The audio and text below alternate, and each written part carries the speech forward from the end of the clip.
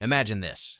1814. British soldiers are marching through the streets of Washington. They enter the most important building in America, sit down at the president's table, eat his food, and calmly finish their dinner. Then, they burn the place to the ground. The White House burns through the entire night. This is not a movie. This is the real history of the building that symbolizes the most powerful nation on Earth. And it's just one of the secrets it hides. Everyone on the planet knows it. The White House is not just the president's home. It's a symbol of American power, democracy, and might. It appears in the news every day.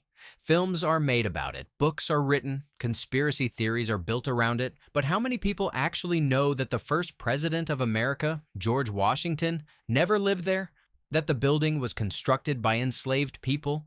That inside there is a secret bunker built to survive a nuclear attack? And that the name White House only appeared after the building was reconstructed following a fire? Today, we're breaking down the White House the way no history class ever did. From the laying of the first stone to the underground secrets it still holds. Let's start with the greatest paradox in American history. The White House, a symbol of freedom and democracy, was built by enslaved people. This is a documented fact that was kept quiet for a long time. Construction began in 1792. Hiring enough free laborers in the young nation was difficult, so contractors rented enslaved people from their owners, primarily from Virginia and Maryland. Historians estimate that enslaved workers made up a significant portion of the total workforce on site. They cut timber, shaped stone, laid brick, and hauled materials in brutal summer heat. They received minimal wages, which went not to them, but to their owners.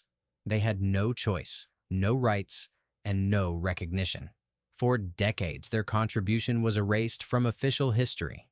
In 2016, Michelle Obama, the first Black First Lady, brought it back into the light in her speech. She said she woke up every morning in a house built by slaves. That sentence stopped the country. The building was designed by Irish architect James Hoban. He based it on Leinster House in Dublin, the residence of an Irish duke. So the most American building in the world is architecturally copied from an Irish mansion. And here is the first major fact. George Washington personally chose the site and supervised construction, but never lived there.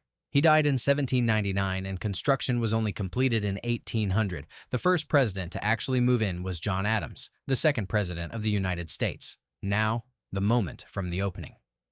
1814. The United States is at war with Britain. British forces capture Washington and march straight for the presidential residence. According to eyewitness accounts, the soldiers found a dinner table still set, food prepared for 40 guests, wine poured, candles lit. They sat down, ate the meal, and toasted the health of their king. Then they piled up the furniture, soaked it in oil, and set the building on fire. They wanted to make sure nothing survived. First, Lady Dolly Madison barely escaped, taking with her a full-length portrait of George Washington, cutting it from its frame and rolling it up as she fled. It remains in the White House to this day. The building was saved by rain. That same evening, a violent storm broke out, powerful enough to bring the fire under control, but everything inside had burned completely. Only the charred outer walls remained. Reconstruction was handed back to the same architect, Hoban.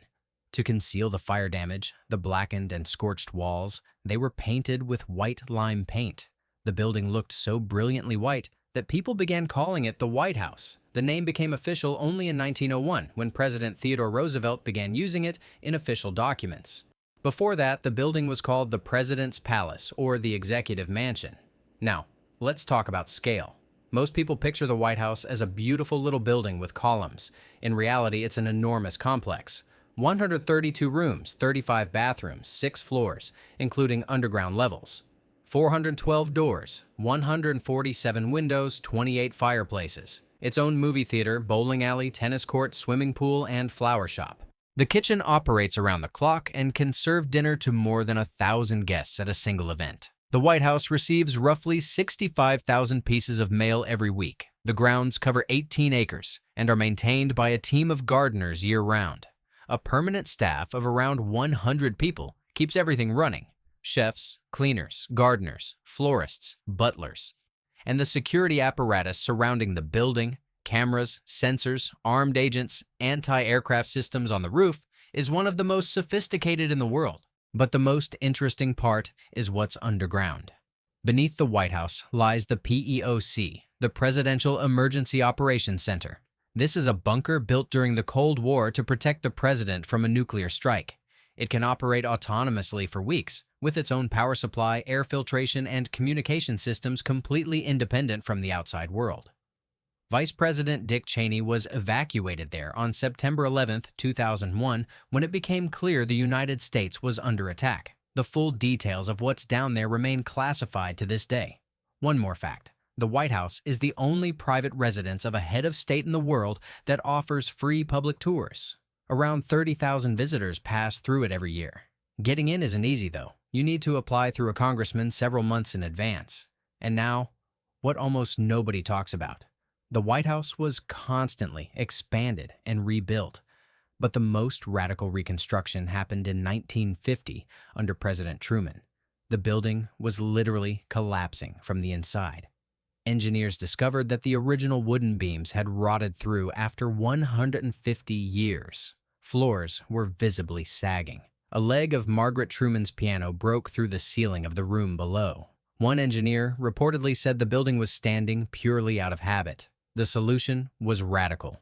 Completely gut the interior, leaving only the outer walls standing, and rebuild everything from scratch on a steel frame. Over 660,000 bricks were removed. The basement was excavated 2 full stories deeper. Truman lived across the street at Blair House for 2 years while the work was carried out. In effect, the modern White House is a new building inside old walls. And here's the final fact that puts everything into perspective. Over the entire history of the White House, 45 different people have lived within these walls and made decisions that changed the fate of the world. Some started wars. Others ended them. Some signed laws expanding freedom. Others signed laws restricting it. The building doesn't change. The people inside it do. And every 4 years, America decides who comes next. So what did we learn today? The White House was built by enslaved people, and that is a documented fact. Its architecture was copied from an Irish mansion. The first president to live there was not Washington, but Adams. The British burned it down, and it was only after Reconstruction that it became white.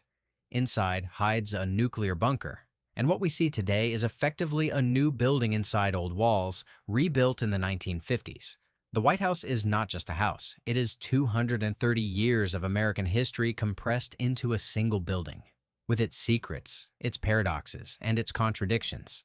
And that, perhaps, is exactly what America is. If this video surprised you, subscribe to the channel right now. Dozens of videos just like this one are waiting for you here, covering the world's most famous structures. Every week, a new building, new facts, new secrets, new stories that textbooks never tell. The Colosseum, the Statue of Liberty, the Acropolis, the Taj Mahal, Machu Picchu. We'll cover them all.